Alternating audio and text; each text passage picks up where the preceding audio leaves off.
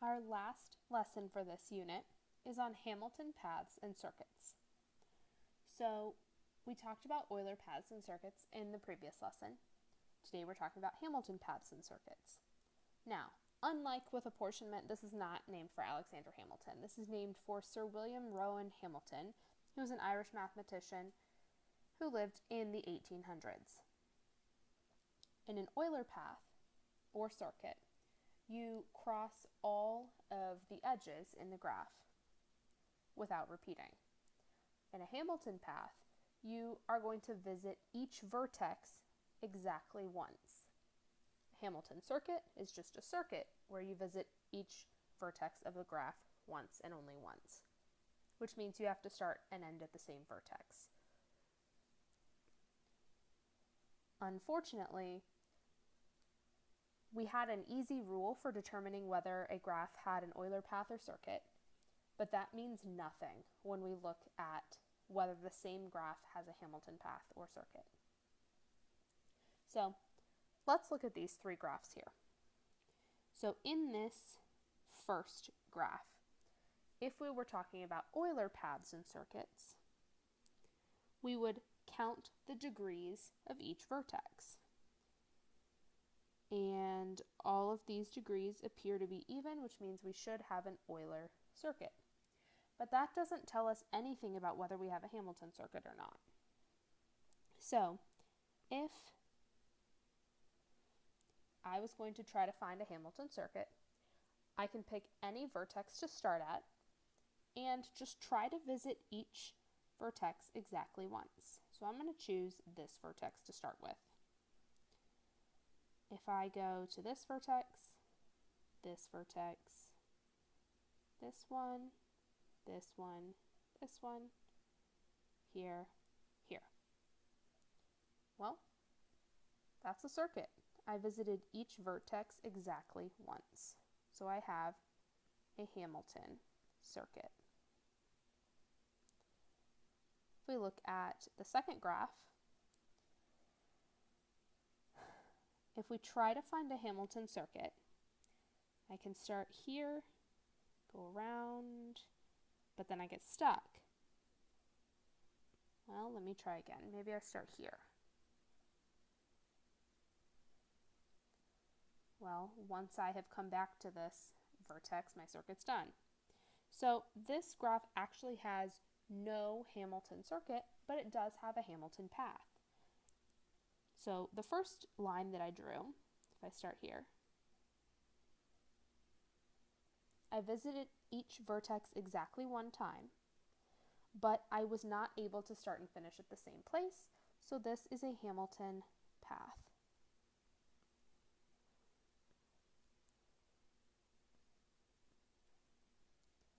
Our last example, okay, you might say, well, these two vertices are kind of isolated. So maybe we start a path at one vertex and end the path at the other vertex. Well, if I start here,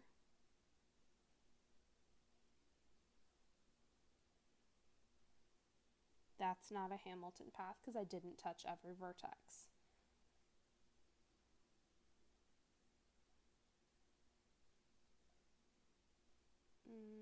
And still I didn't touch every vertex. So this one actually does not have either.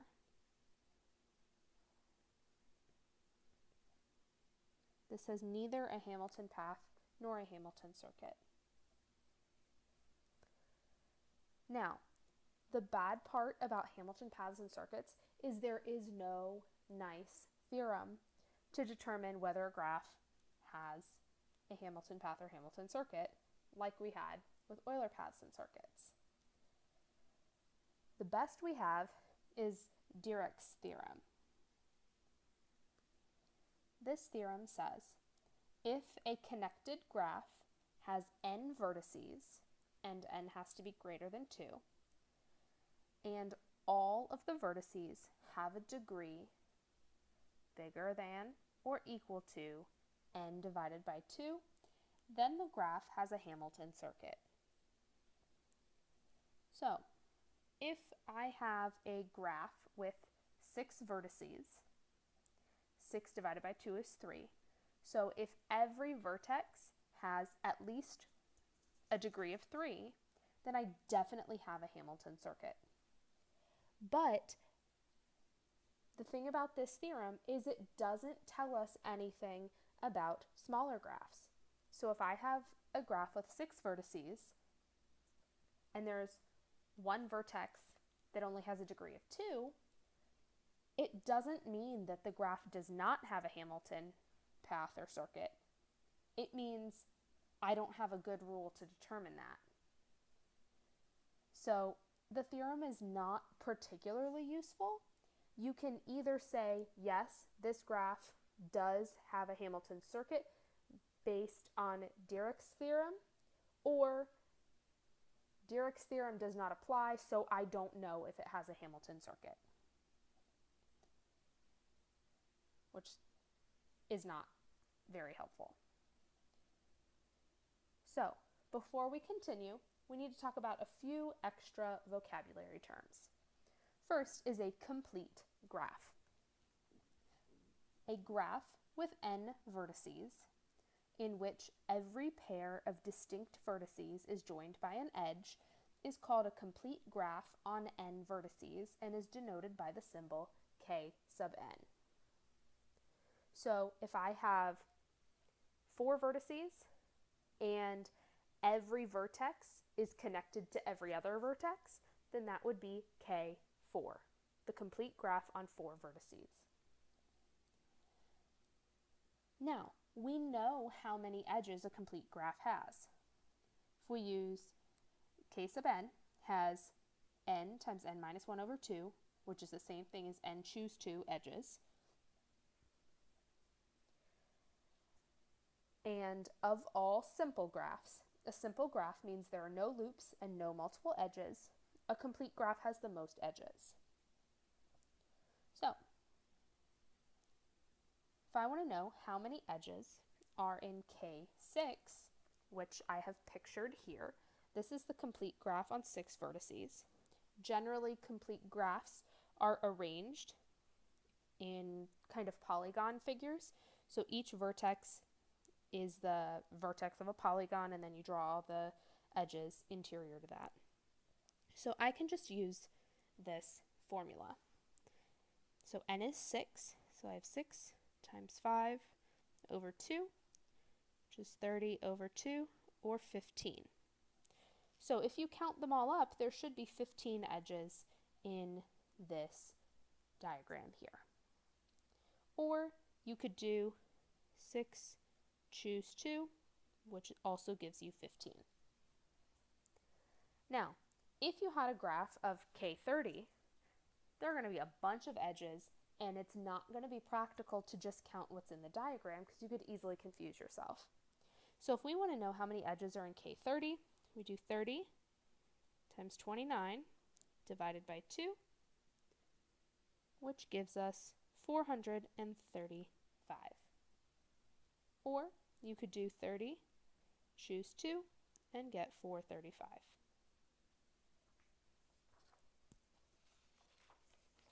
Now, one last little tidbit before we look at our main application for today. Now, a complete graph definitely has a Hamilton circuit, and we could apply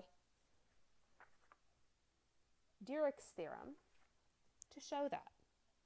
For example, if I go back to K6, I have 6 vertices, so n divided by 2 is 3. If you look, every vertex has a degree of 5. Since 5 is greater than 3, we definitely have a Hamilton circuit. And complete graphs actually have multiple unique Hamilton circuits. And there are n minus 1 factorial distinct, which is another word for unique, Hamilton circuits in a complete graph with n vertices. So in K4, there are 3 factorial distinct Hamilton circuits. Remember, factorial means you have 3 times 2 times 1, so that's 6. K11 would be 10 factorial distinct Hamilton circuits. I'm not going to write all that multiplication out, but if you plug that in your calculator, you have 3,628,800 unique Hamilton circuits. Now, the main part of our lesson today is a traveling salesman problem, commonly referred to as TSP.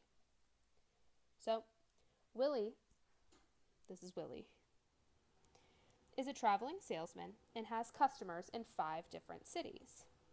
A, where he lives, B, C, D, and E.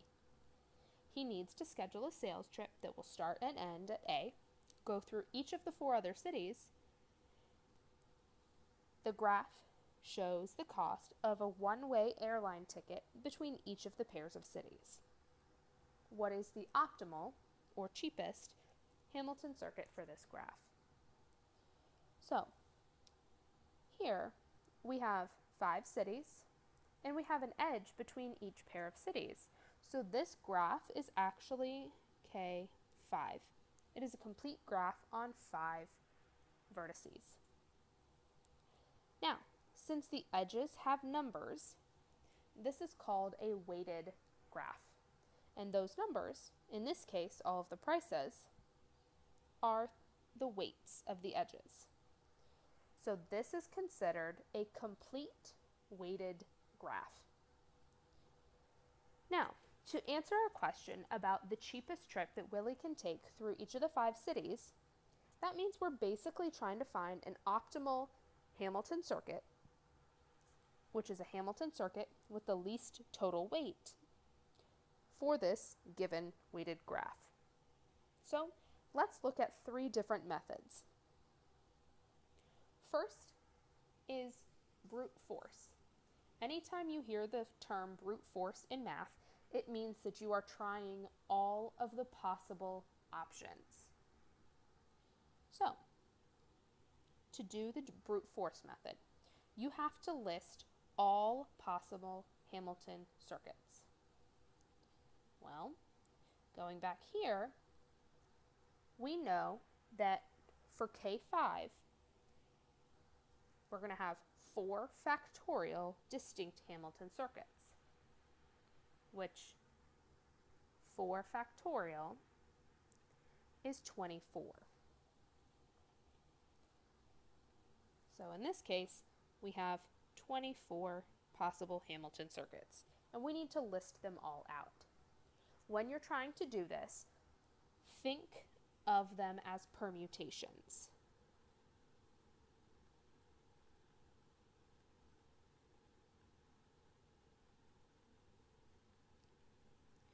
So you need to write out all possible orders of the letters A, B, C, D, and E that start with A. Then, for each Hamilton circuit, you're going to calculate the total weight. So that means you add up the weight of all the edges in your circuit. Then you choose an optimal circuit. There will always be more than one. So, if you look at this chart here, I have listed out 12 rows. Well, I said that there were 24 different Hamilton circuits. But the thing is that these circuits come in pairs. So I could go A, B, C, D, E, and back to A. That is this circuit here. Or I could go A, E, D, C, B, and back to A, which is the same circuit.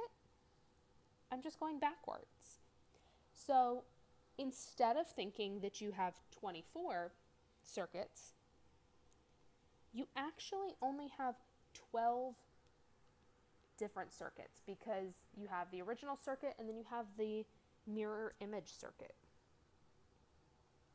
which actually makes our lives easier because there are fewer circuits to calculate. And then you calculate the total cost. So if I look at A, B, C, D, E, and back to A.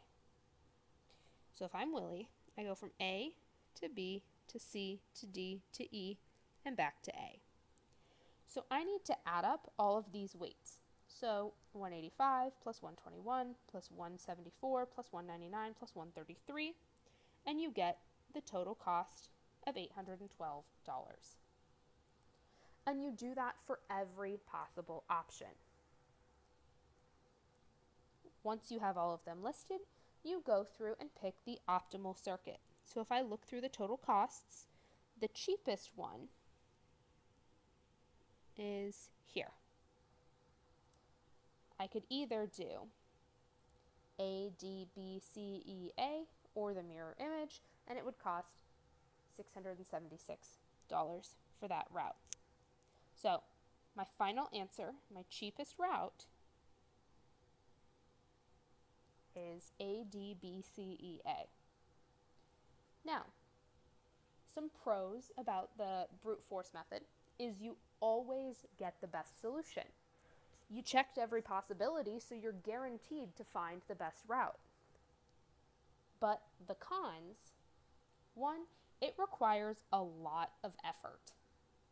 Like, you have to list out every circuit, and it takes a lot of time. So brute force is inefficient, particularly as the graph gets larger. If I added one more city to Willie's route, I would end up with a lot more possible circuits. So that's how we describe the efficiency of a method, is adding one more vertex adds a lot more work, so it's inefficient. But I am guaranteed to get the correct, or not correct, the optimal solution each time. So that's our first method. Our second method is the nearest neighbor algorithm. So, for the nearest neighbor algorithm, first thing you do is you pick a starting vertex. Well, Willie lives in city A, so that's where he's starting. If you don't have a designated starting vertex, you just pick a city or a vertex to start at. So now, from my starting vertex, I am going to pick my nearest neighbor. So that means I'm going to look at all of the edges going away from A and pick the cheapest one, the one with the least weight. So if I go to B, that's 185. If I go to C, that's 119. D is 152. E is 133. Well, clearly 119 is the cheapest, so I'm going to go to C. Step 3, from each vertex, you go to the nearest neighbor that has not been visited yet. If there's more than one, then you can choose at random, and you keep going until all of your vertices have been visited. So, now that I'm at C, I still need to go to B, D, and E, so I'm going to see which one's cheapest. If I go to B, it's 121. If I go to D, it's 174. E is 120. So I'm going to go to E next, because that's cheapest.